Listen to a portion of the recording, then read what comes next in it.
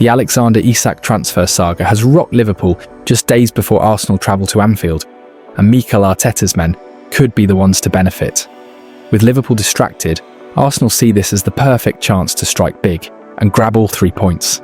Here's why this clash just got even more explosive.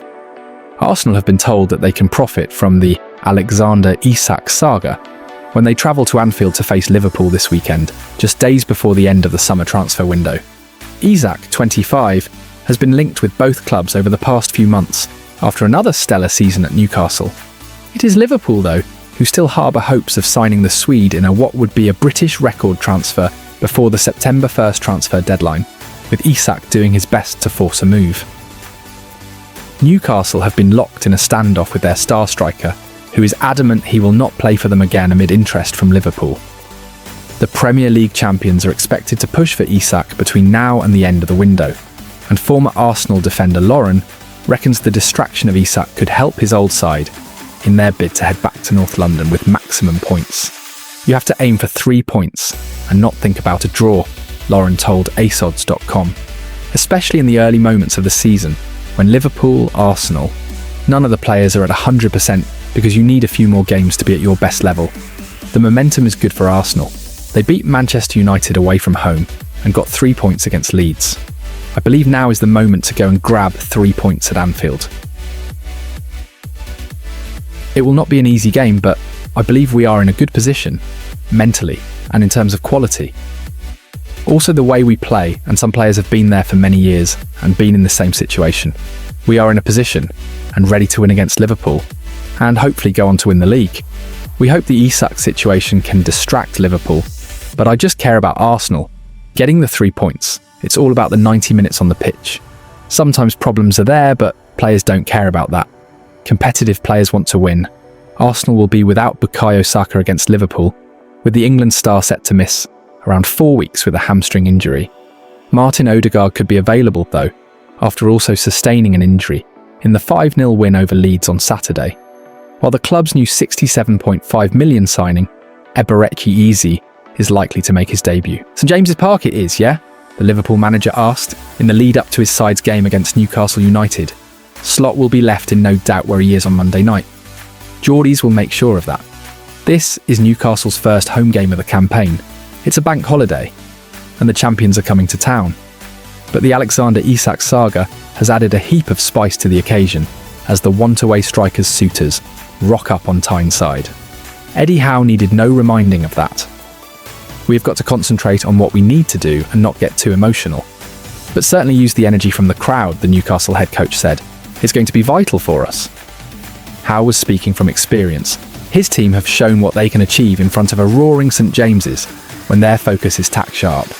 Newcastle have only lost a dozen top-flight fixtures on home soil since Howe took charge of a side in deep relegation trouble in 2021, and the stadium tends to be at its most febrile when a traditional big hitter pays a visit. For context, in 8 league and cup home games against Liverpool, Arsenal, Manchester City, Chelsea, Manchester United and Spurs last season, Newcastle won 6, drew 2 and lost none. The fan group Were Flags have helped to set the tone along the way and hope to do so again on Monday. They have a pre-match display planned, but it has not been easy to put together after Isak made his wish to join Liverpool clear. War Flags volunteer and Newcastle season ticket holder Thomas Concannon said, "We totally recognise the entire situation. That's why it's been really difficult as a group to get right, because there's a lot of different opinions on this entire situation at the moment. So it's really difficult to get one unified view. We think we have got something that hits the right tone. We will be going big as we always do, but with the aim of backing the lads that are on the pitch, because that's what is most important. It feels absolutely huge. It feels like there is way more riding on it than just 3 points. It's really strange. It's like Newcastle are going into a game with a historic rival." What a time this is for Hugo Ekitike to be making his first visit to St James's after Liverpool won the race ahead of Newcastle to sign the French forward last month. Ekitike is a player Howe knows well, and without blinking, he can reel off a concise scouting report. Really good movement, intelligent, good in the air, scores goals off both feet. That was the lowdown. That was why Newcastle wanted him. There's no doubt I really like Hugo and have done for a number of years, Howe said. He was someone we tracked for a long time. That is an understatement. In fact, Newcastle attempted to sign Ekitike on 3 separate occasions over a 3.5-year period. Newcastle made their first move in January 2022, when Ekitike was not exactly a household name, but the 23-year-old always had immense potential. Few know that better than former Brighton manager Oscar Garcia, who worked with Ekitike at Reims at the time. You do not find many strikers like him at that age, Garcia recently told Sky Sports. He is tall, fast, mobile, very good 1-against-1, holds the ball and scores goals.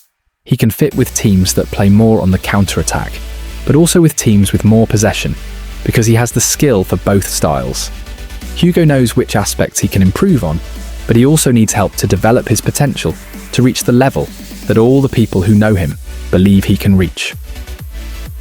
Newcastle were not alone among Premier League clubs in recognising those qualities, however.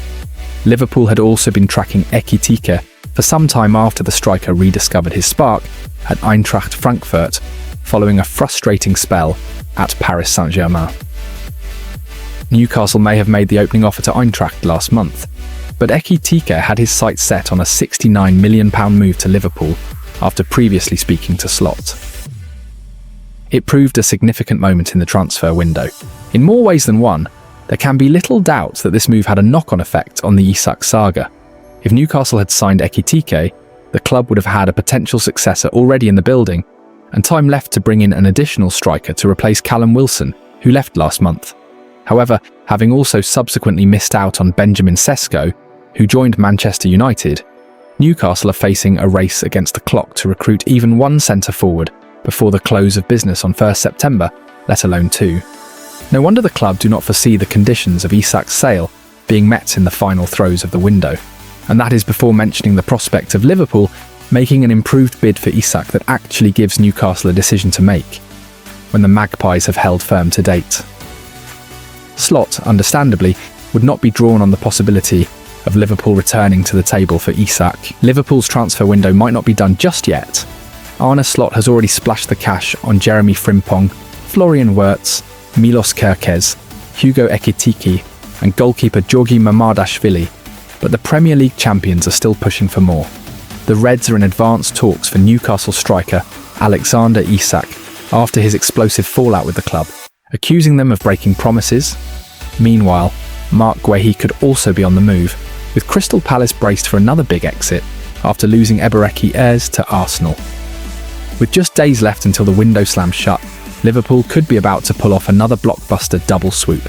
Liverpool have already spent some serious cash in the transfer market this summer, but the Premier League champions could have more big deals up their sleeve before the window shuts on September 1st. Arne Slot and co.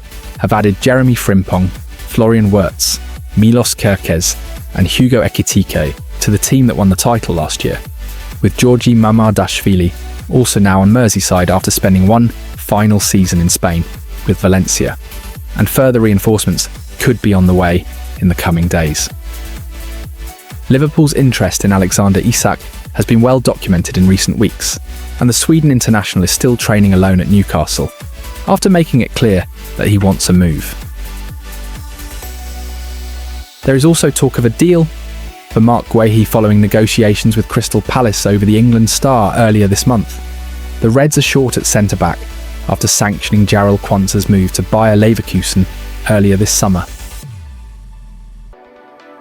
Eddie Howe has said that he did hold talks with Alexander Isak at the end of the 2024-25 campaign, but did not divulge whether or not he was aware of the player's desire to leave.